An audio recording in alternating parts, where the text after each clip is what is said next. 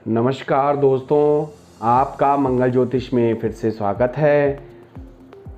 तो हम काफ़ी समय से ज्योतिष के बारे में बातें कर रहे हैं, ज्योतिष के बारे में कुछ नया सीख रहे हैं और ज्योतिष सीखने के लिए हम एक एक पग आगे बढ़ा रहे हैं। और जैसे जैसे मेरे ज्योतिष के नए नए अध्याय आपस में जुड़ते जा रहे हैं, तो इनमें कुछ अध्याय ऐसे भी हैं जो ज्योतिष से बहुत ज़्यादा तो रिलेटेड नहीं हैं, पर बहुत हद तक उनका योगदान भी है। अर्थात जैसे कि पत्रिका, हमारे ज्योतिष में पत्रिका का बहुत महत्व है। आपको पता ही होगा, पुराने समय से लेके आज तक अगर कोई बच्चा पैदा होता है या कोई व्यक्ति बुढ़ापे में या किसी भी अवस्था में मर जाता है या किसी भी शुभ अशुभ या किसी भी तिथि के बारे में पूछने के लिए उस व्यक्ति को ब्राह्मण के पास या पंडित के पास या जो भी उस पत्री को पढ़ना जानता है उसके पास जाता है और अपने चीज़ों का हल निकालता है।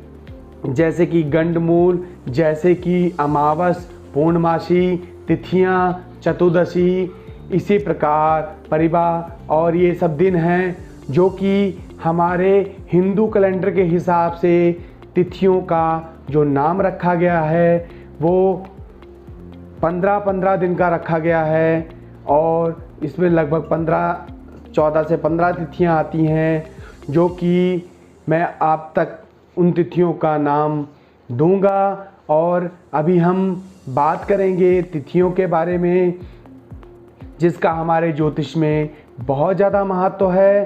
तो तिथियां वो होती हैं जो सूर्य से लेके चंद्रमा तक की बीच की दूरी मापने को हम तिथियां बोल सकते हैं। या हम इस प्रकार भी कह सकते हैं कि ज्यों-ज्यों सूरज और चंद्रमा के बीच की दूरी घटती और बढ़ती रहती है, उसी प्रकार तिथियां बदलती हैं। और तिथियों के बदलने में जब सूरज के चारों ओर पृथ्वी घूमती है और जब पृथ्वी के चारों ओर सूर्य घूमता है, उस स्थिति में जब वो दोनों एक ही डिग्री में आते हैं तो उसको हम अमावस बोलते हैं। और जब वो 180 डिग्री के कोण बनाते हैं तो उनको हम पूर्णमासी।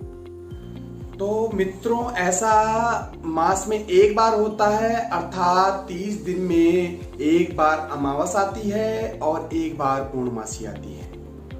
इसको हम यूं भी समझ सकते हैं कि अमावस से लेके पूर्णमासी के बीच का समय क्रमिक होता है और उसी प्रकार पूर्णमासी से अमावस तक के समय को भी क्रमिक कहा जाएगा।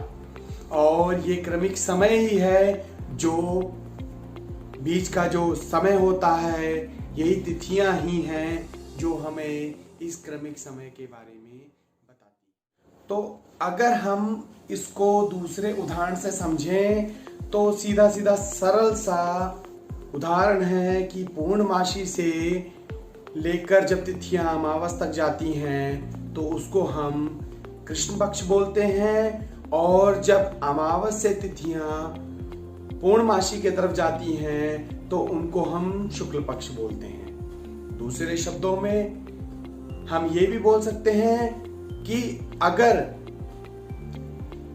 चंद्रमा बढ़ता है तो उसको हम शुक्ल पक्ष के दिनों में गिनते हैं, और जब चंद्रमा घटने लग जाता है तो उसको हम कृष्ण पक्ष के दिनों में गिनते हैं।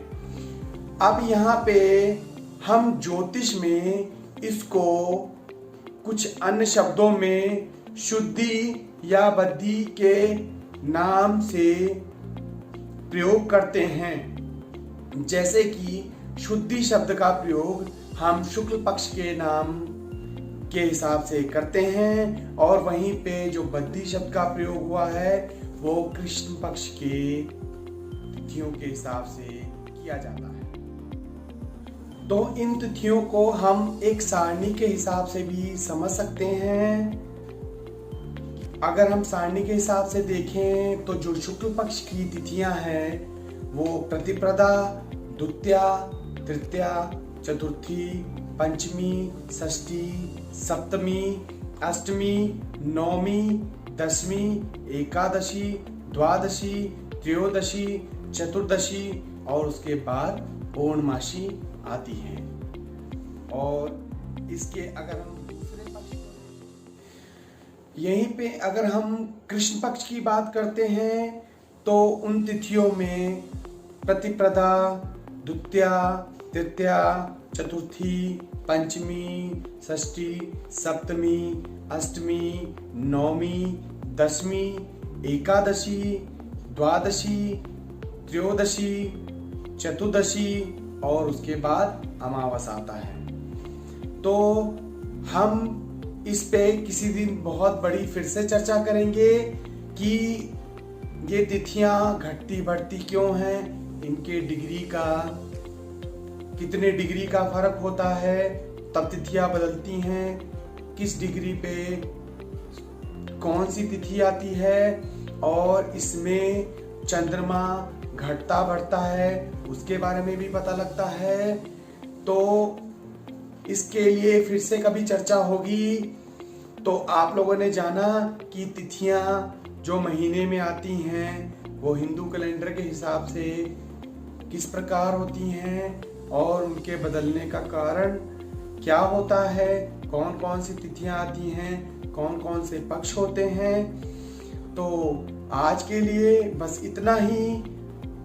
मेरी इच्छा यही होगी कि आपको इससे बहुत कुछ जानने को मिला होगा और आप इस जानकारी से कुछ हद तक संतुष्ट हुए होंगे। और अब बस मैं इतना ही कहना चाहूँगा कि अगर किसी ने मेरे चैनल को सब्सक्राइब नहीं किया है तो सब्सक्राइब कर लें, लाइक करें, शेयर करें, और अगर कुछ पूछना हो तो आप कमेंट भी कर सकते हैं। और आप कोई नया सुझाव या कुछ नई जानकारी चाहते हैं तो उसके लिए कमेंट बॉक्स पे लिख भी सकते हैं। बस आप सबका इस चैनल पे आने के लिए धन्यवाद है। नमस्कार।